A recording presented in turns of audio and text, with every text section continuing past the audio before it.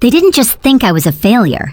That night, my family made sure everyone at my brother's engagement dinner knew it. I sat quietly at the table, napkin on my knees, while my father laughed about my lost years. My brother smirked, and my mother nodded like it was fact. I didn't interrupt. I didn't defend myself. Then his fiancée leaned closer and whispered, "Wait, you're—" The room went still. Even my mother froze. Before I tell you what happened next, tap like, comment where you're listening from, and share if your family ever underestimated you, because that silence changed everything in that exact moment.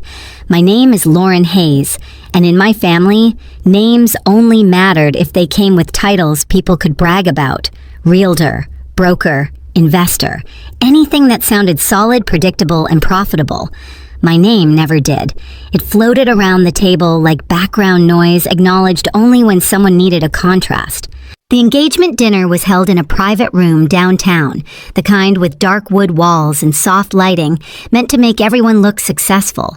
White tablecloths, heavy silverware, a server refilling glasses before anyone asked. My parents loved places like this.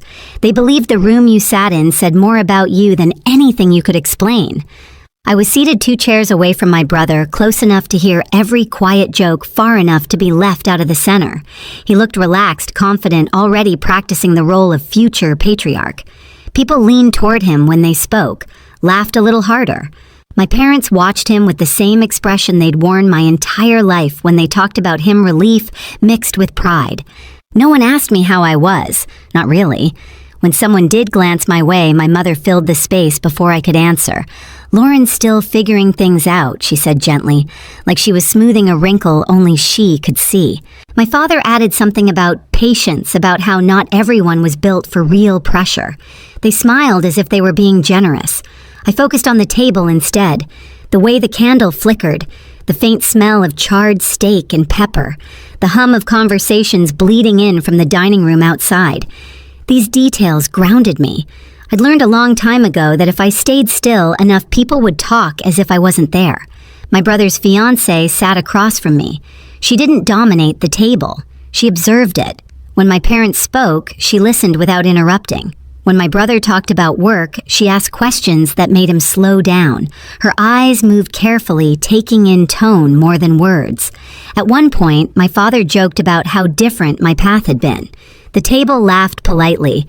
I felt that familiar tightening in my chest, the one that came from being turned into a story someone else controlled. I didn't correct him. I didn't defend myself. Silence had become my reflex, not because I was weak, but because I was tired of explaining a life no one wanted to understand. What no one at that table knew was that this wasn't just another dinner for me. It was a test of how long I could sit in a room built to exclude me, and what would happen if someone finally noticed the cracks. My name had always come last in conversations about success. Not announced, not celebrated, just appended like a footnote no one expected to read. That night at the restaurant wasn't new. It was simply louder. As my brother talked about his future plans, my parents leaned in, nodding at every sentence. My father added commentary, embellishing details, turning ordinary achievements into heroic stories. My mother smiled the way she always did when she believed she was presenting a perfect family to the world. Every so often, one of them glanced in my direction just long enough to remind me I was still part of the picture, barely. Their words carried me backward. A few months earlier, I'd opened my phone to see photos online from a gathering at my parents' house, a networking night. Drinks on the patio. People in tailored jackets standing near the pool laughing. I hadn't been invited. When I asked my mother about it later, she sounded surprised that I'd noticed.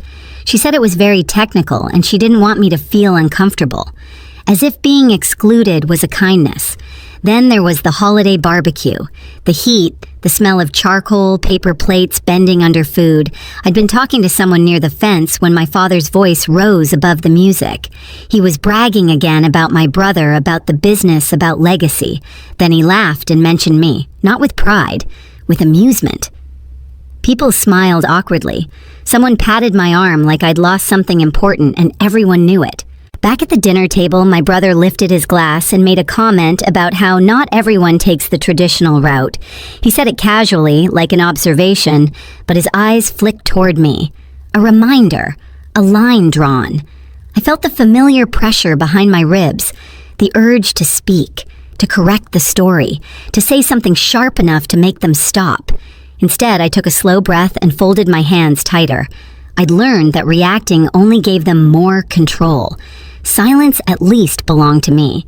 The worst part wasn't the jokes, it was the offers. My brother once called me before the engagement, dinner voice soft concerned. He asked if I needed help buying something appropriate to wear, said he didn't want me to feel embarrassed. The implication was clear. I was the problem that needed managing. At the table, my mother leaned toward my brother's fiancé and spoke about my future like it was an unresolved inconvenience. She talked about stability, about how someone might take care of me one day. Her hand rested on my shoulder, light but possessive. That was the moment something shifted. I didn't look up right away. I focused on the sound of my heartbeat, steady and controlled.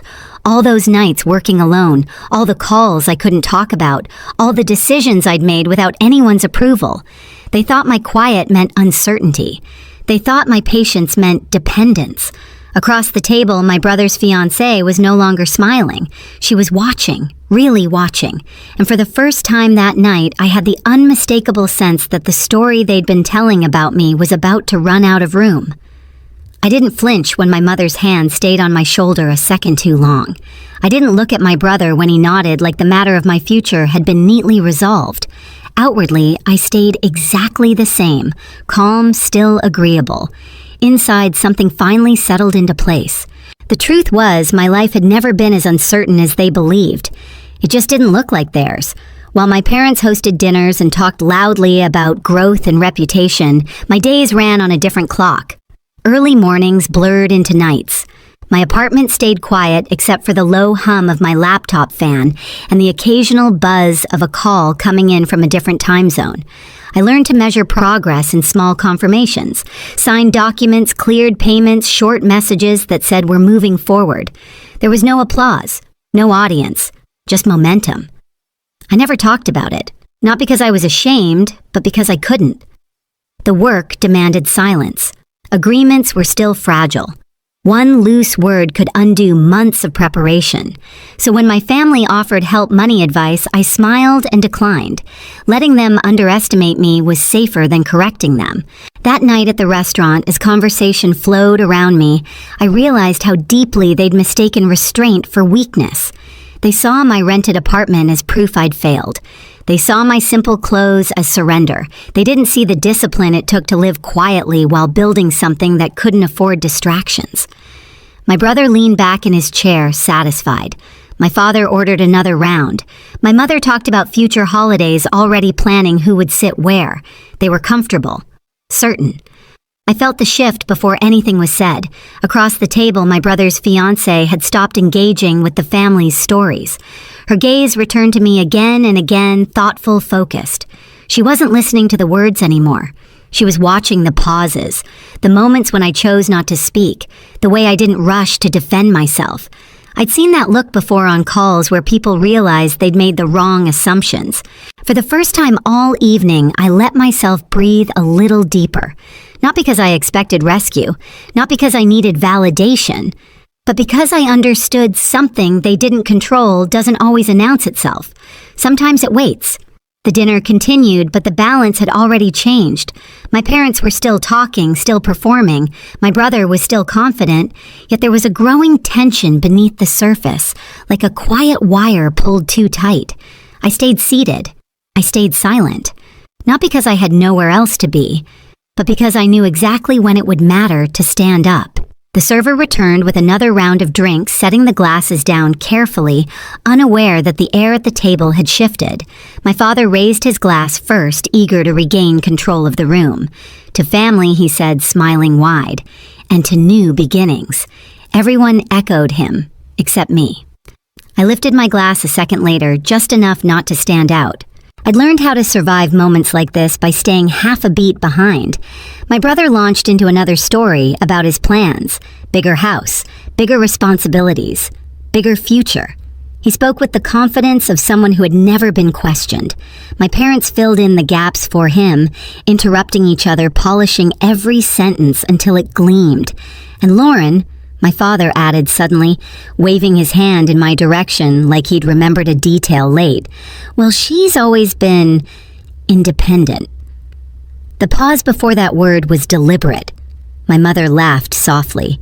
She likes doing things her own way, she said, the way people talk about stubborn habits they hope will pass. We just want her to be secure. You know how hard the world is. I felt the familiar tightening in my chest, the reflex to shrink. I kept my eyes on the table. The grain of the wood, a faint scratch near my plate. Anything solid. Across from me, my brother's fiancée didn't look away. She tilted her head slightly, studying me as if a thought had just clicked into place. Then she asked calmly, "Lauren, what exactly do you do?" The question landed differently than the others.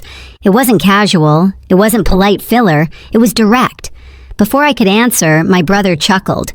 "It's complicated," he said quickly. "Some tech thing. She's been experimenting." My father nodded, relieved to take over. Lots of people try those kinds of things. It's a tough space. I felt heat rise in my neck. Still, I said nothing. The fiancé didn't smile.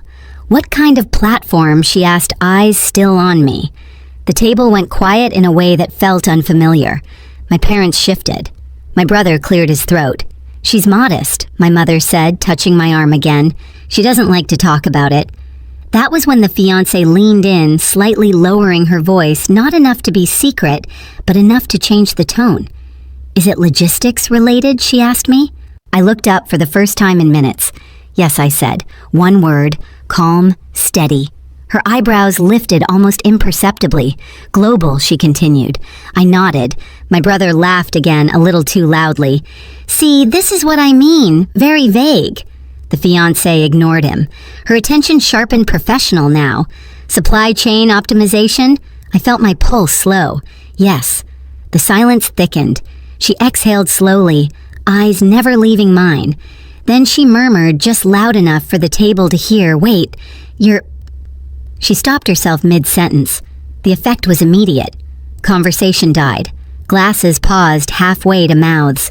Even the server a few tables away seemed to hesitate. It felt like the entire room had taken one breath and forgotten how to release it. My father frowned. "What is it?" he asked, irritation creeping in. The fiancée straightened in her chair. "Lauren Hayes," she said carefully. "You're the founder, aren't you?" No one spoke. I met her gaze and gave a small nod. The sound my brother made wasn't quite a laugh and wasn't quite a gasp. Founder of what he demanded. She didn't answer him. She reached into her bag instead and pulled out her phone, tapping the screen with practiced ease. When she turned it around, the headline filled the space between us. An article. Industry-focused. No photos of me, just analysis, numbers, quotes from investors praising a founder who preferred to stay out of the spotlight. She slid the phone toward the center of the table. This, she said evenly, is one of the most closely watched platforms in the sector right now. Quiet launch, strong early traction, international reach. My father leaned forward, squinting. My mother's smile had vanished completely.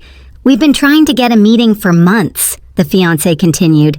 "No press, no interviews, just results." My brother shook his head. "That's not..." He stopped when he realized no one was listening. She looked at him, then finally. "You said you wanted me to meet visionaries," she said. Her voice wasn't sharp. It was worse. It was controlled. I didn't expect one to be sitting across from me. The room stayed frozen. My mother's hand slid off my shoulder like it had burned her. Her mouth opened, then closed. She tried again, but no words came out. My father straightened, color draining from his face. "Why didn't you tell us?" he asked. The edge in his voice dulled by confusion. I didn't answer right away. I picked up my glass, took a small sip, and set it down carefully. "You never asked," I said. My brother stood abruptly, chair scraping against the floor. "This is ridiculous," he snapped. "If this was true, we would have known." The fiancé's eyes flicked back to her phone. "The whole point was that you didn't," she said. Something in my brother's expression cracked. Not anger. Fear. Around us, the restaurant noise slowly crept back, but our table remained isolated like we were encased in glass. People were staring now, whispering. I felt oddly detached, calm in a way I hadn't expected. I didn't hide it to prove anything. I said, my voice steady. I hid it because I didn't need approval. My father swallowed. My mother stared at the tablecloth, fingers clenched tight. I stood smoothing my napkin before placing it beside my plate. The movement felt ceremonial final. "I should go," I said, glancing at the fiancé. "It was nice to meet you." She nodded once, respect clear in her expression. I didn't look at my family again. I didn't need to. As I walked out of the private room, the silence followed me, not the familiar silence of dismissal. This one was heavy, uncomfortable, earned. Behind me, no one spoke. And for the first time in my life, that silence felt like justice. I didn't rush when I left the restaurant. The night air felt cooler than it should have, brushing against my skin like a reset. I walked a block before stopping, letting the noise fade behind me. My phone buzzed once in my hand. I didn't look at it. For years, I'd imagined this moment ending with shouting or apologies. Instead, it ended with nothing. And somehow, that was heavier. In the days that followed, the silence held. No family group messages, no carefully worded texts pretending nothing had happened. When my mother finally called, her voice was unsteady. She asked questions that sounded more like attempts to regain footing than genuine curiosity. I answered politely. Briefly, I didn't fill the gaps for her anymore. My brother never reached out. I heard through someone else that the engagement dinner became awkward in retellings, the story edited to protect pride. I let it be rewritten. I didn't need credit. I needed distance. What surprised me most was how light everything felt once I stopped carrying their expectations. My work continued. Calls, decisions, progress. Nothing had changed there. What changed was the quiet inside me, the constant bracing, the urge to prove something to people who had already decided who I was. I realized then that resolution doesn't always look like reconciliation. Sometimes it looks like clarity, like knowing where you end and where other people's opinions begin. I didn't lose my family that night. I lost the version of myself that kept shrinking to fit into their stream. And I didn't miss her at all. I used to think being accepted by my family would finally make me feel whole. Now I know that understanding myself mattered more than earning a seat at their table. That night didn't change who I was, it revealed it. If you've ever been underestimated by the people who were supposed to see you best, you're not alone. Share where you're listening from